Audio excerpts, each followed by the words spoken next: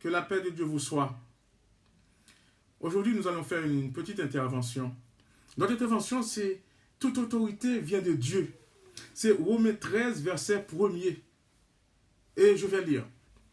Que toute personne soit soumise aux autorités supérieures, car il n'y a point d'autorité qui ne vienne de Dieu. Et les autorités qui existent ont été instituées de Dieu. Alors, lorsque Paul a écrit cette épître aux Romains, qui était à Rome, qui était au pouvoir? C'était Néron. Néron était au pouvoir. Mais Néron, ce n'est pas quelqu'un qui rigolait. Ce n'était pas un gentil petit homme. Donc, lorsque Paul a écrit cette épître aux Romains, ce n'était pas pour flatter Néron. Néron ne rigole pas, lui. Donc, c'est Néron même qui va, un peu plus tard, qui va tuer Paul. C'est Néron qui va tuer Pierre. Donc, il ne rigolait pas. Alors,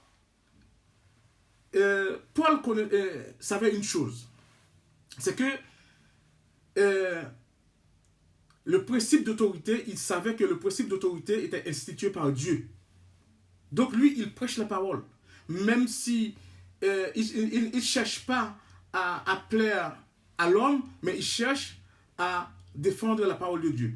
Il cherche à évangéliser, il cherche à parler, comme c'est Dieu qui donne la révélation à Paul, et bien lui, il explique, il détaille, Dieu lui donne, et puis lui, il détaille. Alors, comment on peut comprendre ce petit verset, toute autorité vient de Dieu? Et souvent, si en Haïti, par exemple, on peut poser la question, est-ce que l'autorité de Jovenel vient de Dieu? Est-ce que l'autorité de Macron vient de Dieu? Et là, on dit que toute autorité vient de Dieu. Alors, il y a une chose qu'on peut voir directement, c'est que Dieu, lui, il veut qu'il y ait une autorité. Dieu veut qu'il y ait une autorité. Alors, Dieu ne choisit pas quel homme doit occuper cette autorité. C'est à l'homme de choisir qui doit occuper cette autorité. Mais Dieu veut qu'il y ait une autorité. Et donc, il revient à l'homme de savoir qui doit le gouverner ou pas. Alors, si l'homme ne sait pas qui doit le gouverner, il n'a qu'à prier et demander à Dieu de le guider dans son choix. Ça, il peut le faire. Mais ce n'est pas à Dieu de choisir quel homme qui doit te gouverner. Donc, il y a des élections, c'est l'homme qui choisit. Mais ce poste d'autorité, c'est Dieu qui l'a institué.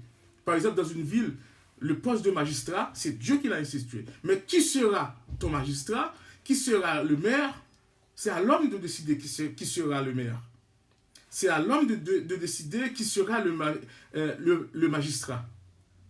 Qui sera le président? C'est à l'homme de déterminer, de savoir qui il veut comme président. Mais Dieu veut qu'il y ait un président. Il veut qu'il y ait un magistrat. Dans les Actes des Apôtres, souvent on nous dit, on nous donne qui gouvernait telle ville, qui faisait ceci, qui faisait cela. Donc Dieu veut qu'il y ait une autorité établie.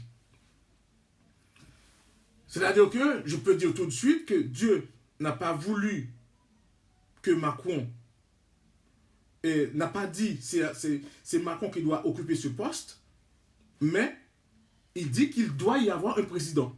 Donc c'est à l'homme de déterminer qui il veut comme président. Ça, c'est à l'homme de déterminer quel homme il veut avoir comme président. Mais Dieu, qu'est-ce que Dieu veut? Il veut qu'il y ait un président à la tête du pays. Il veut, en Haïti, Dieu veut qu'il y ait un président à la tête du pays.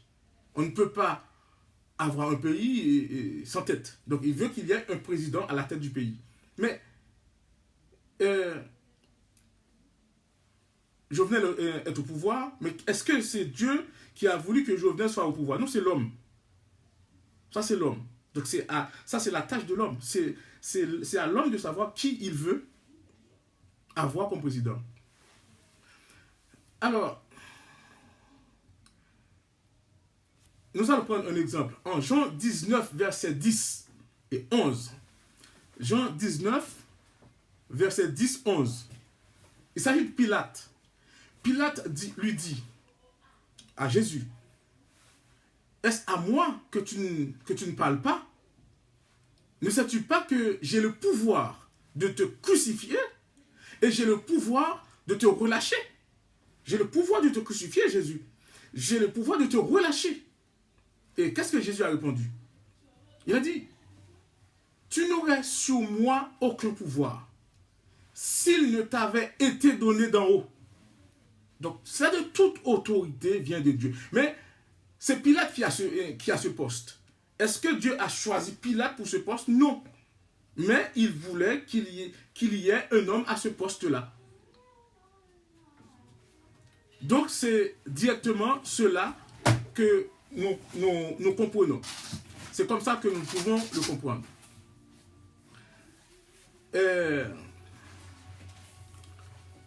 Jésus, alors, mais la responsabilité de Pilate, ça c'est un problème. Lorsque nous avons un poste, tout le monde veut ce poste. Le poste d'autorité, c'est Dieu qui l'a institué, mais tout le monde veut ce poste d'autorité. Tout le monde, il n'y a pas beaucoup qui n'aimeraient pas être président. Donc tout le monde aimerait avoir le poste de président. Mais la responsabilité qui est cachée derrière ce poste, c'est-à-dire que même s'il y a une erreur extraordinaire, il y a une erreur commise, celui qui a ce poste a tendance à s'écarter pour dire que bon voilà, c'est pas ça c'est pas ma responsabilité, ou bien c'est pas moi. Tandis que Dieu a mis cette place, mais la responsabilité, c'est la personne qui occupe le poste qui en a la responsabilité. Parce que si vous gouvernez mal, comme Pilate, finalement, Pilate, voilà, et dès ce moment, je continue la lecture concernant Pilate. Dès ce moment, Pilate cherchait à le relâcher. Il cherchait à relâcher Jésus. Mais les Juifs criaient, si tu le relâches, tu n'es pas ami de César. Et lorsqu'on cite le nom de César, ça fait trembler. Et c'est là que, lorsqu'ils ont dit, ils ont ajouté, quiconque se fait roi se déclare contre César. Alors ça a fait trembler Pilate. Finalement, Pilate, qu'est-ce qu'il va faire? Il va livrer Jésus. Mais la responsabilité, il va payer pour cela. C'est sa responsabilité. Il a pris la décision, finalement, avec cette autorité que Dieu lui a donnée, il a pris la décision de livrer Jésus pour être condamné. Il l'a condamné, en fait. Donc, il a pris la décision de faire condamner Jésus. Il a dit, en fait, il a livré Jésus. Donc, cette responsabilité, la responsabilité de livrer Jésus, c'était la responsabilité de Pilate. Pilate a pris la responsabilité de livrer Jésus. Donc, si au jour du jugement, Pilate sera jugé sur ça. Mais ce poste d'autorité, c'est Dieu qui l'a institué. Dieu veut qu'il y ait une autorité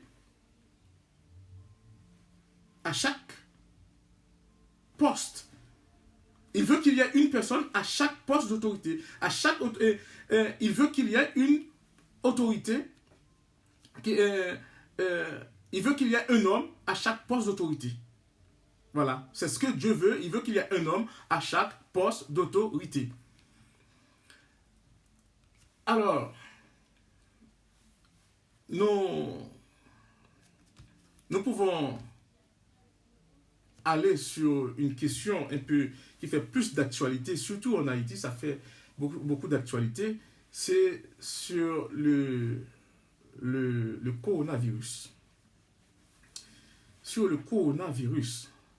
Selon le dernier bilan, c'est 674 personnes qui sont mortes en France. Le dernier bilan, 674 personnes qui sont mortes en France. Et, mais 112 personnes en une journée. Seulement une journée, 112 personnes sont mortes. En une journée, en fait, en 24 heures, 112 personnes sont mortes. Le gouvernement attend l'avis du conseil scientifique et se prépare aujourd'hui même à prolonger le confinement. Il doit prolonger le confinement. Alors, et on va encore rester à la maison un peu plus longtemps. Et j'ai vu cette même règle en Haïti. Le gouvernement a pris cette même mesure en Haïti, le confinement. Il y a des pasteurs qui disent non, au nom de Jésus, eh ben, nous n'avons pas peur de cette maladie. Alors la question que j'aimerais poser, est-ce que ce n'est pas un péché lorsque celui qui a l'autorité dit qu'il faut le confinement, et puis quelqu'un d'autre dit non, qu'il ne faut pas le confinement, au contraire, ils vont prier, et donc Dieu peut tout faire. Est-ce que ce n'est pas un péché? Est-ce que lorsque j'ai vu, je ne sais pas si c'est un pasteur, c'est en Haïti, il a ouvert son église. Je crois qu'il y a aussi un prophète qui a ouvert aussi son église. Tandis que on ne veut pas de rassemblement, mais lui, il est arrivé, il a ouvert son église. Est-ce que ce n'est pas une sorte de rébellion? Est-ce que on peut, sur quoi on se base pour dire je vais ouvrir mon église, je vais faire fonctionner mon église?